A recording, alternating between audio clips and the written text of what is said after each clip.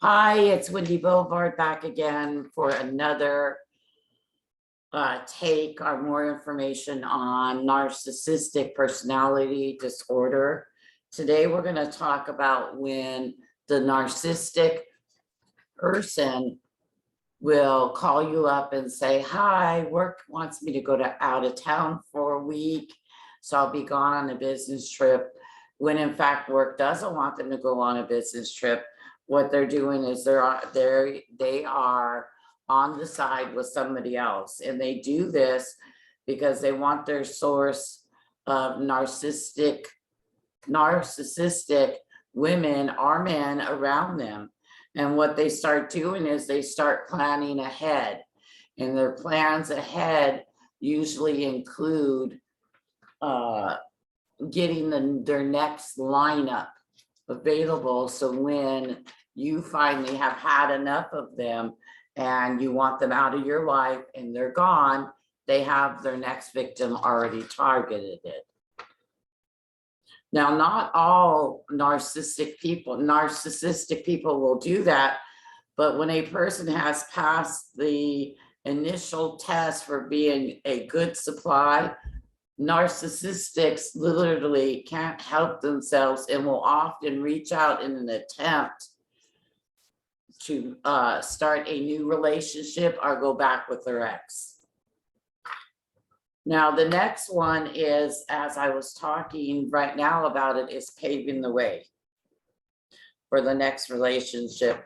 You've probably read 100 times how narcissistics leave relationships and then swan dive right into a new one.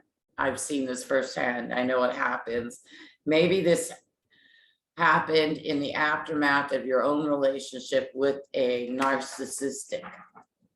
The main reason this happens is that the narcissistic don't bond with people, not romantically, not traumatically, not at all. We form these bonds with narcissistics, but they are not able to form emotional bonds with us due to their own true lack of empathy and ability to attach to others. Another reason narcissistics are able to form relationships so quickly is that any number of cases, the relationship isn't so new. If you'll remember from earlier, narcissistics are always combing for fresh sources of narcissistic supply. That means the next partner is a supply. Because of this, most narcissistics are in various stages of relationships with other people, from the shiny, newy supply to those who are enduring various levels of the narcissistic abuse cycle. Therefore, when they showcase the new supply on their social media accounts, it's usually not somebody they're just met, though narcissistics are often very skilled in making it appear so.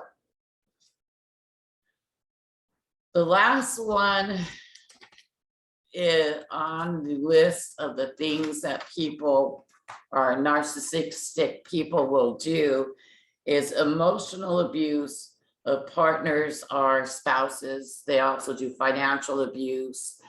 They do physical abuse, religious abuse, like where's your God at now, and stuff like that. And they even do gender abuse. I mean, it's all with, nothing is without being used.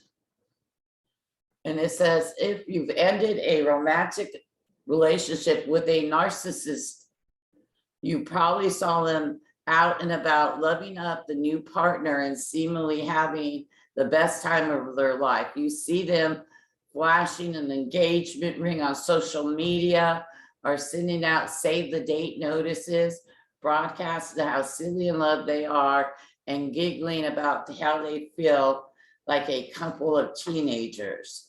Your first reaction might be stunning, wondering what this new person has that you don't. Just maybe the narcissistic has been right about you all along. Perhaps you are really the reason your relationship with them didn't work out. Wrong. It wasn't you, it was them. Then you feel completely disabled by the seemingly about face the narcissistic has made with a new supply, sending you into a depression so deep you can barely get through the day. This is just another phase of the narcissistic abuse cycle and applies to you the same as it does to everyone else. So you're not that special with this person. You never were. You're just a part of his cycle. And that I did witness with my ex-husband.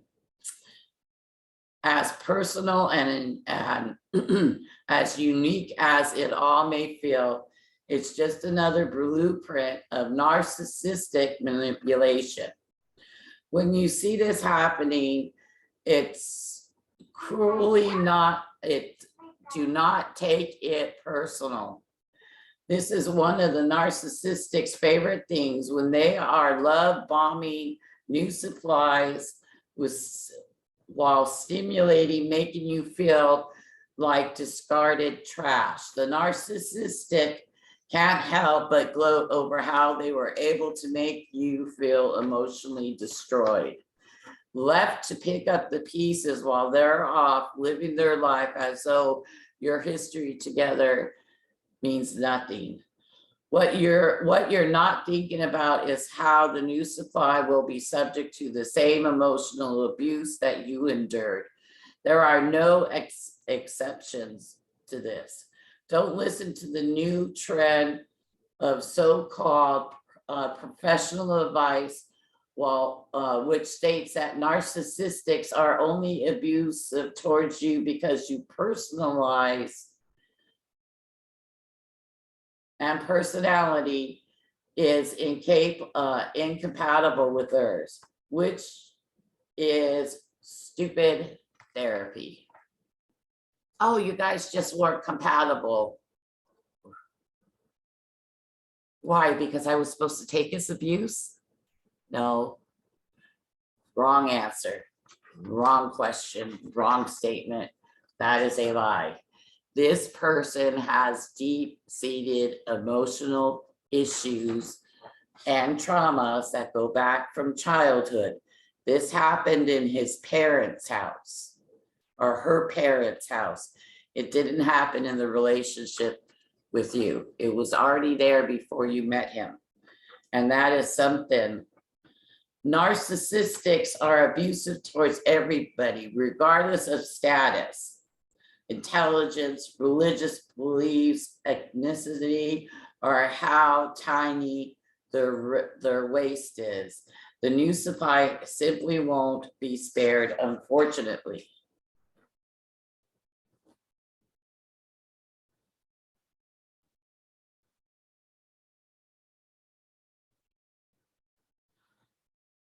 So with that said, this is the end of this series, and I'll be back with a new video.